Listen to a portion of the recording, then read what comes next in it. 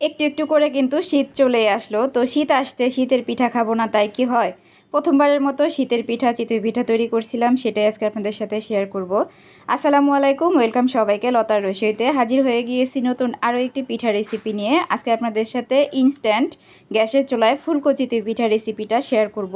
এই চিতই পিঠাটা বানাতে আপনারা আলাদা করে কোনো রকমের ভাতের মার কিংবা বেকিং পাউডারের প্রয়োজন হবে না। খুবই সহজভাবে তৈরি করে নিতে পারবেন গ্যাসের চুলায়। আর যে কোনো সাজ দিয়েই তৈরি করতে পারবেন, যেমন ননস্টিক প্যান বা লোহার কড়াই কিংবা পিঠার সাজ। তাহলে চলুন দেখে নেই, আশা করছি আজকের ভিডিওটা ভালো লাগবে। আমি এখানে 2 কাপ পরিমাণ শুকনো চালের গুঁড়ি নিয়েছি, দেখতেই পারছেন এগুলো শুকনো চালের গুঁড়ি। আর আমি আতপ চালের গুঁড়িটা নিয়েছি, আপনারা যে কোনো চালের গুঁড়ি নিতে পারেন। আর চাইলে কিন্তু ফ্রোজেন চালের গুঁড়ি দিয়েও করতে পারেন, ঘরে তৈরিটা করতে পারেন, কেনাটাও দিয়েও করতে পারেন।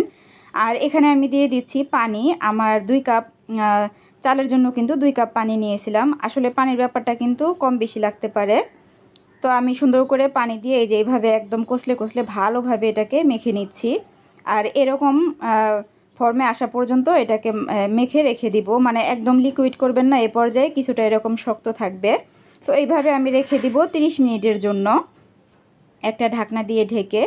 আপনার হাতে যদি আরও বেশি সময় থাকে তাহলে কিন্তু আরও বেশিক্ষণ রাখতে পারেন, তাহলে কিন্তু রেজাল্টটা আরও ভালো পাবেন। তো আধা ঘন্টা পরে আমি এই গুঁড়িগুলিকে সুন্দর করে ব্লেন্ড করে নিয়েছি। আর এখন দিয়ে দিলাম আমি স্বাদ মতো লবণ। লবণটা দেওয়ার পরে আমি খুব সুন্দর করে মিশিয়ে নিব, আর অল্প অল্প করে পানি দিব, আর চিতই পিঠার ব্যাটারটাকে তৈরি করে নিব। কারো হাতের কাছে যদি ব্লেন্ডার না থাকে তাহলে কিন্তু পাটায়ও বেটে নিতে পারবেন, সেম রেজাল্টই কিন্তু পাবেন, কোনো সমস্যা নেই।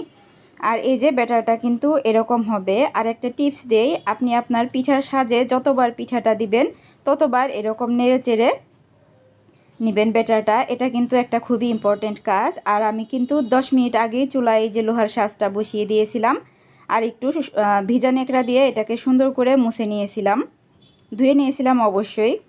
এই কাজটা আপনারাও করবেন। আর পিঠা বানানোর ক্ষেত্রে কিন্তু চুলার তাপটা খুবই ইম্পর্টেন্ট। আপনি মিডিয়ামের থেকে সামান্য একটু কম রাখবেন চুলার আঁচটা, বাড়ানো কমানো যাবে না। তো আগে থেকে তৈরি করে রাখা ব্যাটার থেকে আমি আমার প্রয়োজন মতো দিয়ে দিচ্ছি। অনেক বেশি ভরে ভরে দিবেন না, তাহলে কিন্তু পিঠাটা পড়ে যাবে উপচে। তো পিঠাটার উপরে যখন একটু বুদবুদের সৃষ্টি হবে ওই পর্যায়ে আমি ঢাকনা দিয়ে ঢেকে দিয়েছিলাম। চিতই পিঠা হতে কিন্তু বেশি সময় লাগে না, 1.5 থেকে 2 মিনিট পরে আমি পিঠার ঢাকনাটা খুলে নিয়েছি। আর আমি কিন্তু প্রথম ব্যাচটাই আপনাদের সাথে শেয়ার করছি। আলহামদুলিল্লাহ প্রথম ব্যাচের পিঠাগুলাই কিন্তু একদম পারফেক্ট হয়েছে, আর একদম ফুলকো। আর পিঠার নিচের অংশটা কিন্তু দেখতে পারছেন কেমন হয়েছে।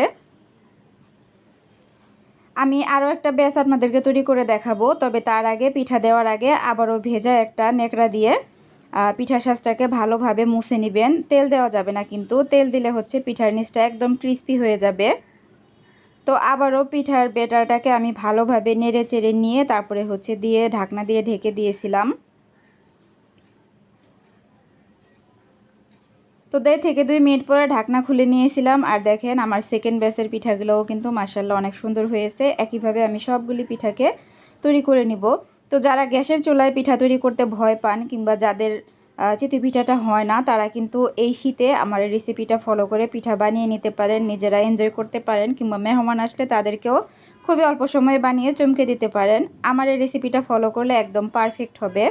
আর এই যে সার্ভ করে দিয়েছি কিন্তু গরম গরম ফুলকো চিতই পিঠা। আমার এরকম কিন্তু 2 প্লেট পিঠা হয়েছে, 1 প্লেট কিন্তু ভাজতে ভাজতে খাওয়া শেষ, আর পরবর্তী 1 প্লেট আপনাদের সাথে শেয়ার করছি। দেখে নিশ্চয়ই বুঝতে পারছেন পিঠাগুলি কতটা সুন্দর ফুলকো হয়েছে, আর অনেক জালি জালিও কিন্তু হয়েছে। একদম মাটির চুলায় পিঠা তৈরি করলে যেরকম হয় একদম ওরকমই হয়েছে।